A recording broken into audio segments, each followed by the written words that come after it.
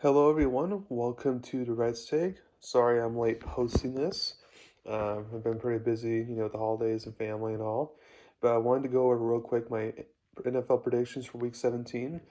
So sorry I already missed out on Thursday Night Football game. I would have picked in the Browns, and I would have picked in the margin to beat the Jets by around the same margin that they actually did, 37-20. So it's funny how that works out. And then for tonight's game, we got the Lions versus the Cowboys, 6.5-point favorites. The Lions, even though the division is locked up, still have something to play for. Because if the 49ers and Eagles lose, then they can have a chance for the one seed. Although I don't think it will happen. Dallas is great at home, and I think they played better than they have on the road the past two games. I do think this comes down to the wire, so it won't be an easy win at home like it usually is, but nevertheless, Cowboys get the home win to keep their slim division hopes alive. I have Dallas winning 34-29. And now for the New Year's Eve games, you got Dolphins versus Ravens, 3.5-point favorites. The winner basically gets to have the one seed. The Ravens, after a huge upset over the 49ers, may be feeling themselves, and Miami could use that to their advantage. Although I'm not too concerned about that, though. The Dolphins have some injuries to worry about, like Jalen Waddle being out, and offensive line not being great, and they are not as good of a team on the road. So I feel like the Ravens pass rush could potentially cause some problems for Tua, and I like the Ravens to get the win here and to secure the number one seed, and in essence, Lamar Jackson securing his MVP win, in my opinion. I have Baltimore winning 31-16. Patriots versus Bills, 13-point favorites. The Bills lost to the Patriots early in the year, so I don't think the Bills would be overlooking them in this big game before Miami next week. Bills are great at home, so therefore I'm going to take them to win easily, 34-9. Falcons versus Bears, 2-point favorites. Now, this is a coin flip type of game. It's like, will the Bears play a spoiler role and Justin Fields continues to add to his resume and all that, or will the Falcons win to keep themselves alive for the playoffs? I think this will be a game where the Bears at home control the game, but the Falcons continue to rely on that run game. And then when they need to make a clutch play to win the game, I have Atlanta winning 24-23. Next, you get the Raiders versus the Colts, 3.5-point favorites. The Raiders are still alive for the playoffs, technically, after dominating the Chiefs last week. I think that will come to an end. Raiders quarterback Aiden O'Connell has not been playing well since being the starter, and the Colts at home are a way better team than they are on the road. I think it may be a close game, but I think the Colts will win to keep their playoffs alive. I have them winning 22-14. Next, you get the Panthers versus the Jaguars, 6-point favorites. A lot of people assume the Jaguars will win this game, and then the news came out yesterday that Trevor Lawrence is going to be out. So, like, are they going to win? I think the can still win as long as the backup CJ Beathard doesn't make any mistakes and they just play clean football. Just because until last week, Carolina's offense is so putrid, so it can be a lower scoring game that they could potentially win. But I'm not obviously going to feel confident about that. So maybe like 19-16 or something like that. Titans versus Texans, 4.5-point favorites. Sounds like Texans quarterback CJ Stroud's going to be good to go. Because if he wasn't good to go, then I would take the Titans automatically. But since he is good to go, I'm going to take the Texans to bounce back here and get the win and keep themselves alive for the playoffs. I have them winning 31-20.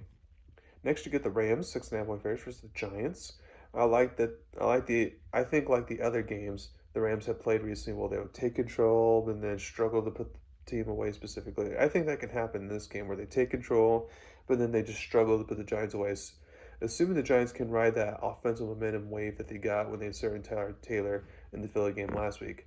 I have the Rams winning 27-20. Cardinals versus Eagles, 12-point favorites. Don't be surprised if the Cardinals made this a close game. Arizona's head coach Jonathan Gannon was the defensive coordinator for the Eagles last season, so he would know best how to defend the Eagles' offense. Plus, Arizona has some weapons on offense in Kyler Murray, so this doesn't have to be a lower scoring type of game. I'll still take the Eagles to win at home, but it'll be a closer game than it should be. I have Philly winning 31-26. Next, you got the Saints versus the Buccaneers, 2.5-point favorites. Winner wins the division, most likely, and losers out of the playoffs. Will Tampa Bay continue the hot streak, or will New Orleans surprise everyone and pick the right dates, not being consistent? I think this will be a closer game than expected when the two teams played last time, especially since the Saints are playing with a lot of desperation in this game. But I do think the Bucs will survive and clinch the division at the winning 27-24. Next, you get the 49ers, 12.5-point favorites versus the Commanders. When good teams get embarrassed, as I say, it's smart to pick them. I know the 49ers have some injuries right now, but at least for this game specifically, I don't think it will cost them and they can overcome it. And then whether it's, Jacoby Brissett starting or since they announced that he's hurt recently may not start, whether it's either Sam Howell, either way, I think 49ers win to keep themselves in the lead for the number one seed of the winning 28-19.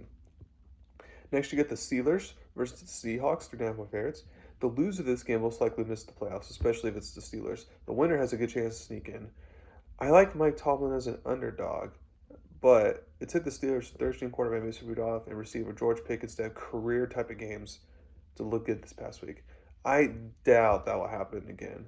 Also, with this game in Seattle, I think Seattle will squeak out another win here to get themselves one win away from making the playoffs, either winning 20-19. Next, you get the Bengals versus the Chiefs, 7-point favorites. Both teams got embarrassed this past week, so it'll be interesting to see which team bounces back. I think Bengals potentially not having star receiver Jamar Chase again hurts them, and if he remains out, then I like the Chiefs to win a lower scoring game, which is what it's going to have to be since the offense is so inconsistent. The Bengals, I think, will definitely cover the spread, though. I have the Chiefs winning 19-17. Chargers versus Broncos, 3.5-point favorites. Broncos coach Sean Payton has decided to bench Russell Wilson for Jarrett Stidham for the last two games. It's a surprising move for sure, but I think at least in this game specifically, maybe it could provide a spark. The Broncos got embarrassed by the Patriots last week, and I think even after making the quarterback switch, I think the Broncos could still bounce back this week. I know the Chargers played the Bills tough last week, but I don't think their tough play will continue. Even if the Broncos missed the playoffs in the Little AFC, they needed to finish the season right, in my opinion. I have them winning 23-17. And then last but not least, Sunday Night Football between the Packers and the Vikings, 1-point favorites. I think in this case, no matter who starts a quarterback for the Vikings, I like them to get the home win. Since it's rookie quarterback Jaren Hall, though, I like their chances even more based off the type of player he is, since I watched him a lot in college. The Packers' defense has been very inconsistent all year, and it doesn't help that their star quarterback Jerry Alexander is also out for the game. Now, the Vikings star tight end T.J. Hawkinson is out for the year, which really hurts them, and rookie receiver Jordan Addison's questionable.